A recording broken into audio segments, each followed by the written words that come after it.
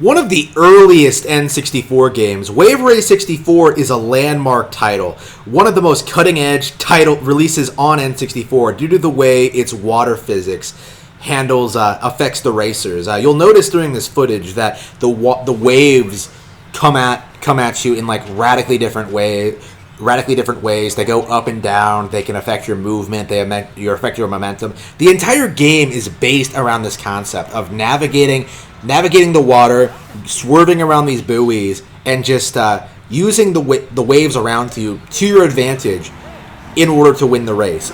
It seems like a simple racing game, and in a lot of ways, it is. Right? Like the track designs look fairly standard for the genre, other than the buoys, but because of the way the waves work, because of the way that this aspect of the game affects the play, like you'll find yourself being tossed around, struggling, having to getting knocked off the ground, like knocked off track, knocked off your jet ski, your trademark Kawasaki.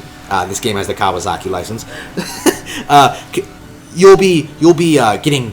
People will be tearing in front of you. You'll be not be able to hit jumps on different laps that you hit pretty easily previously. Like the waves radically alter the way you handle each individual lap.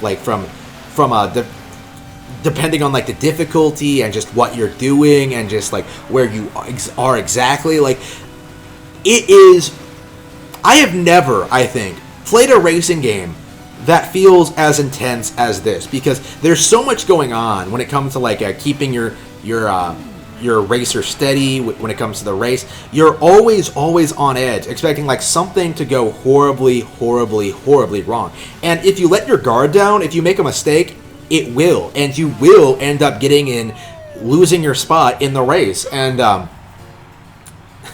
that is a terrible thing indeed, because this game does not have a reset option. So what happens is, if you get in fourth place, is that either you progress to the next race as if you would in a real track, a real circuit, or if you don't have enough points to continue, you will be kicked out of the circuit and you will get a game over, and you will have to start over from the beginning. That's right. It is actually fairly difficult to see all of the content in this game. You are, in essence, having to push yourself to get through every track, every lap, every single time, in order to get through the entire circuit, not get through the ranking system, get through each individual track, stay ahead, and seeing all the tracks. Even getting to the end of a circuit is difficult, let alone winning it. It takes a lot of skill in order to win Wave Race 64. It actually feels very old school in that respect. It plays a lot like an NES game. It really does expect a lot out of you right out of the gate, even on normal difficulty. I've beaten the game on expert before, but I scaled down the difficulty to hard for this footage you're seeing here, and I still struggled a lot. Right, the game is still really difficult. No matter how low you angle the setting, and although I've been getting significantly better at the game over the years. I've had it. I did not grow up with this game at all. I can't help but remember how I felt when I first played it, years and years and years ago. I played it at someone's house, and I remember not really liking it just because of how difficult it is to get into. It really does feel like this game was aimed at older people, and I have noticed that the people who I know who are big fans of this game, they tend to be in their late 30s or early 40s. These were people who were lining up to get N64 day one, right?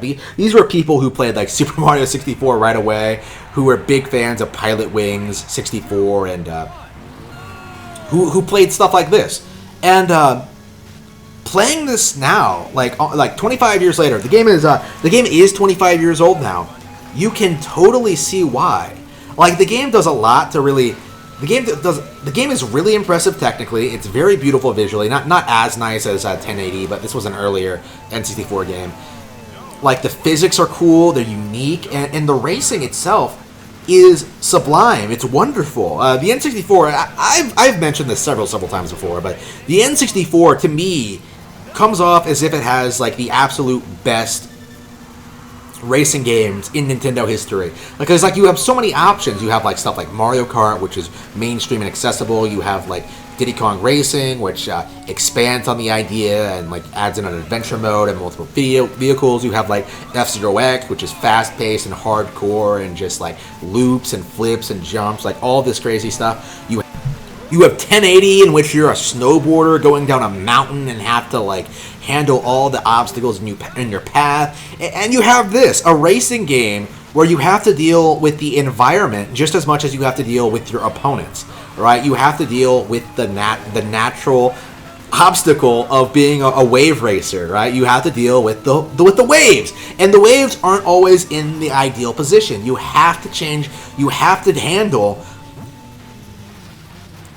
the waves as they come. You have to like just to navigate really well. And because of the buoy system, you'll be seeing in this footage that you are required to go to the left or right of these buoys. Like they'll point you in the direction you need to be in. You have to go that way.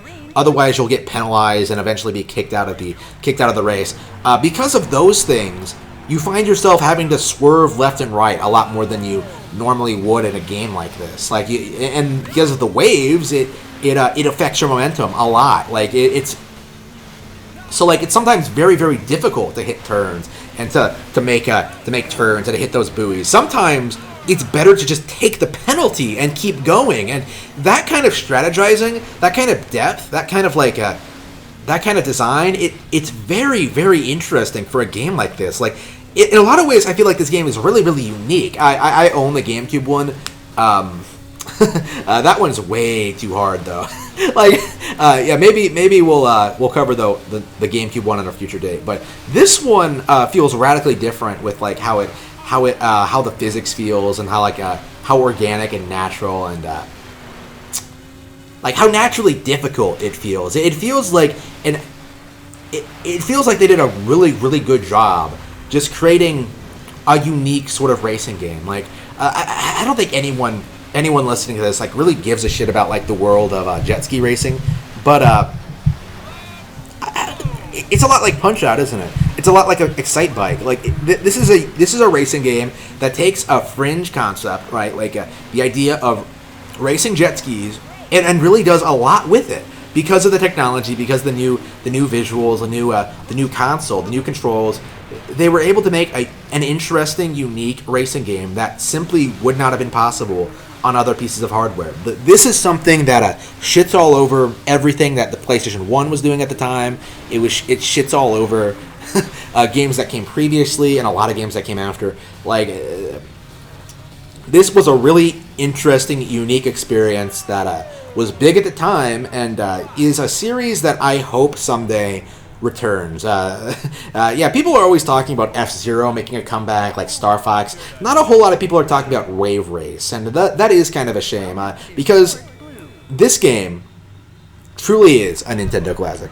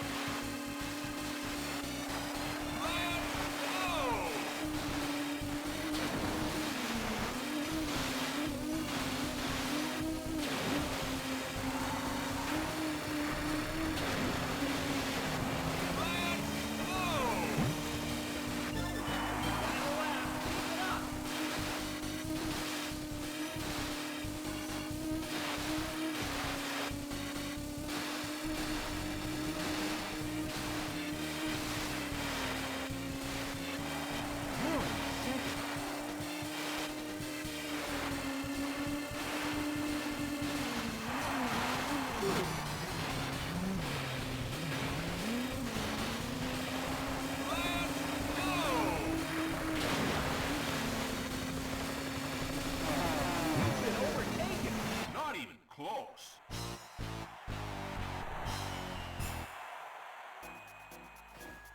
Sorry, you didn't accumulate enough points to move on to the next round. Better luck next time. Come back!